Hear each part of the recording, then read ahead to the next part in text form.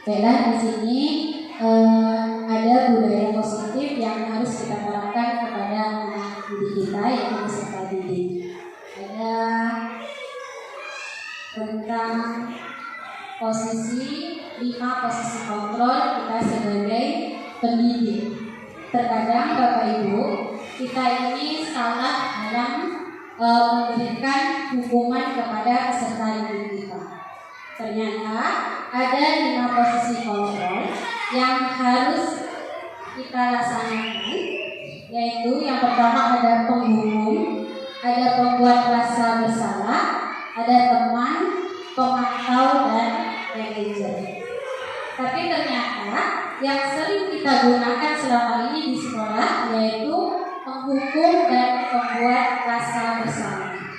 Seharusnya kita sebagai pendidik harus menggunakan manajer. Kenapa? Kalau penghukum, salah satu contohnya yaitu adalah menghati, menunjuk-nunjuk, menyakiti, dan menyindir peserta kita. Sehingga seorang pendidik kalau kita memberikan hukuman kepada peserta didik, pasti dia akan terkena mentalnya. Apalagi kalau kita hukum dengan kata-kata kasar atau kita permalukan dia di depan teman-temannya. Kemudian yang kedua, yang sering kita lakukan pasti adalah membuat rasa bersalah. Kenapa? Membuat rasa bersalah itu sering kita lakukan. Salah satunya contohnya, misalnya kita mengatakan kamu seharusnya tahu, ibu mengatakan ibu ini stres menghadapi kamu. Itu adalah membuat rasa bersalah. Kita sering bilang dengan anak kita, ibu ini stres, gara-gara kamu stres, masuk kelas stres, kemudian dengan kamu stres, itu yang membuat anak didik kita pasti dia akan merasa bersalah. Batin yang dia rasakan, mental yang dia rasakan, pasti dia merasa gara-gara saya gurunya menjadi stres. Kalau kita lihat Bapak Ibu, penghukum dan pembuat rasa bersalah ini lebih menyakiti anak kita adalah pembuat rasa bersalah. Kalau penghukum, ibu hukum hari ini, besok mungkin dia lupa. Tapi kalau membuat rasa bersalah, kita lakukan hari ini, dia akan ingat terus. Bahkan dia akan mengenang apa yang kita bilang tadi. Di dalam hatinya, dia merasa bahwa dirinya pasti salah kalau membuat gurunya stres. Yang harus kita lakukan salah satunya adalah sebagai manajer. Ini adalah yang harus kita terapkan dengan anak didik kita, yaitu kita akan mengajukan sebuah pertanyaan. Kalau dia bermasalah, kita panggil dia baik-baik, masuk dalam ruangan, kemudian kita panggil dan kita tanyakan dulu masalah yang apa yang dia hadapi. Jangan langsung kita vonis bahwa dia adalah bersalah. Itu akan membuat mentalnya menjadi down oleh kita selama ini. Kemudian salah satu yang ketiga adalah sebagai teman. Kita sering menganggap siswa kita itu sebagai teman, ya. Kemudian pemantau. Yang terakhir dan manajer. Ini ada namanya segitiga restitusi, di mana segitiga restitusi ini adalah inilah yang harus kita hadapi sebagai seorang pendidik. Kita harus menggunakan segitiga restitusi. Yang pertama, kalau dia melakukan kesalahan, kita panggil dia baik-baik, kemudian kita lakukan segitiga restitusi ini. Yang pertama adalah menstabilkan identitas, yang kedua validasi kebutuhan, dan yang ketiga adalah menanyakan keyakinan. Baiklah, pertama kita masuk dengan menstabilkan identitas. Setelah kita memanggil siswa kita tanya terlebih dahulu. Kita harus mengajak dia baik-baik sampai kita harus memarahi.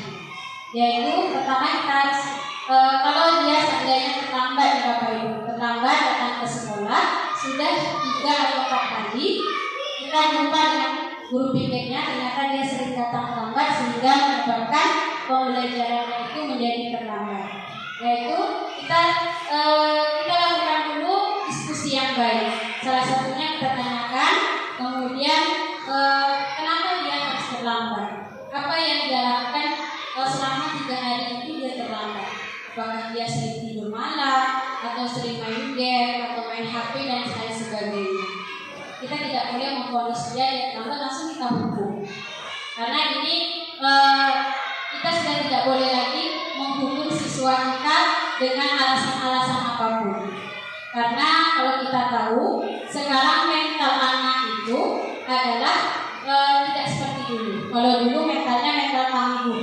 Kalau sekarang mentalnya itu kalau kita lihat anak kita itu kalau kita marah dia pasti akan menangis. Kemudian kalau kita marah dia mungkin akan lebih benci dengan gurunya. Itulah kita harus melakukan perubahan-perubahan kepada anak didik kita. Yaitu salah satunya kita membuat segitiga garis besi. Yang pertama adalah menstabilkan identitas, di mana guru bertanya, berbuat salah itu adalah hal yang manusiawi, tidak ada manusia yang sempurna. Kemudian Bapak itu juga pernah berbuat kesalahan. Kita pasti bisa menyelesaikan permasalahan ini. Dan Bapak itu juga tidak tertarik untuk mencari tahu siapa yang benar dan siapa yang salah. Bapak itu lebih tertarik untuk menyelesaikan masalahnya. Kemudian kalau kamu menyalahkan dirimu sendiri terus-menerus, maka apakah kamu bersikap baik pada dirimu sendiri? Ya, ini adalah kita harus menstabilkan identitasnya dulu. Kalau dia berbuat kesalahan, karena berbuat kesalahan itu adalah manusiawi. Semua orang pasti pernah berbuat kesalahan. Jadi kita tidak boleh dia terlambat langsung kita marah. Kita ajak dulu dia diskusi dengan baik. Kemudian yang kedua adalah validasi kebutuhan. Di mana validasi kebutuhan ini salah satunya yang harus kita lakukan adalah kamu bisa saja melakukan hal yang lebih buruk, tapi kamu tidak melakukannya. Seandainya dia berkelahi dengan temannya, dia hanya berkata kotor. Terus kita bilang, apa yang kamu lakukan? Kami tadi berkata kotor Bu dengan si A atau si B. Kemudian kita harus bertanya, masih untuk kamu tidak melakukan hal yang lebih buruk daripada itu. Karena kita tidak boleh juga langsung marah kepada siswa kita. Kemudian kamu boleh tetap berusaha menjaga sikap itu, tapi tambahkanlah sikap lain yang baru.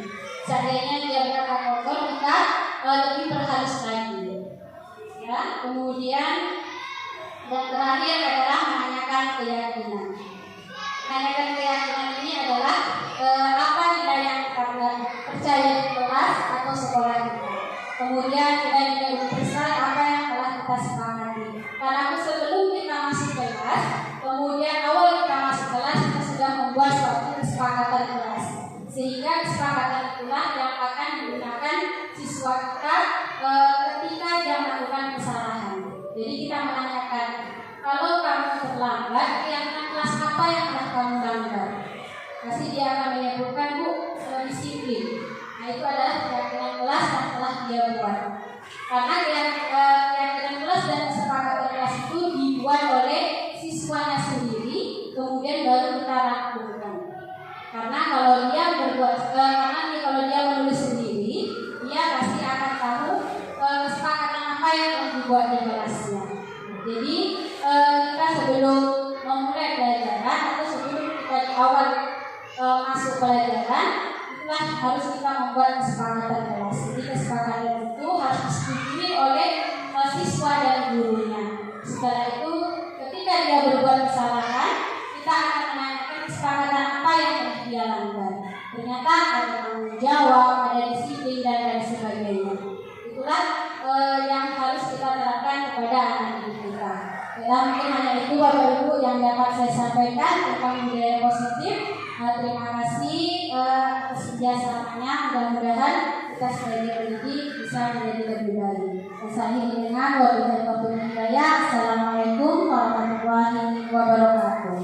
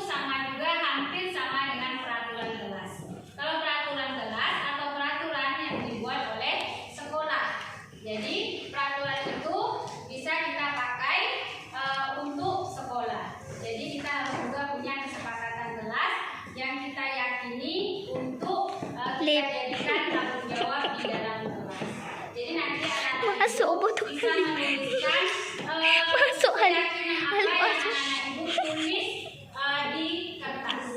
Ya, anak-anak ibu bisa menuliskan tentang kata-kata yang positif. Ya, kata-kata yang positif itu adalah contohnya misalnya disiplin. Ya, kemudian jujur. Apa lagi? Bertanggung jawab. Ya, kesepakatan kelas ini nanti yang akan dijadikan sebagai keyakinan kelas kita. Ya, jadi kalau anak-anak ibu sudah membuat kesepakatan kelas untuk kita jadikan sebagai apa? Tanggung jawab kita di dalam kelas. Baiklah anak-anak ibu akan membagikan kertas ini, kemudian kalian tulis di kertas satu kata saja yang menjadi kesepakatan. Ya, paham ya? Kalau paham dibagikan dulu. Nanti kita tempel di depan ya. Baru kita bacakan.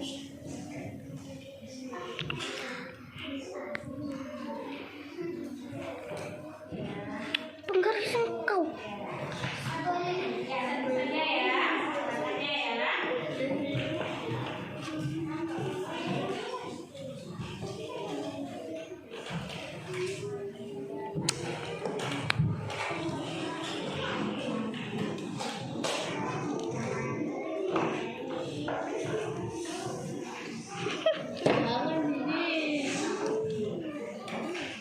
Coba sini kak.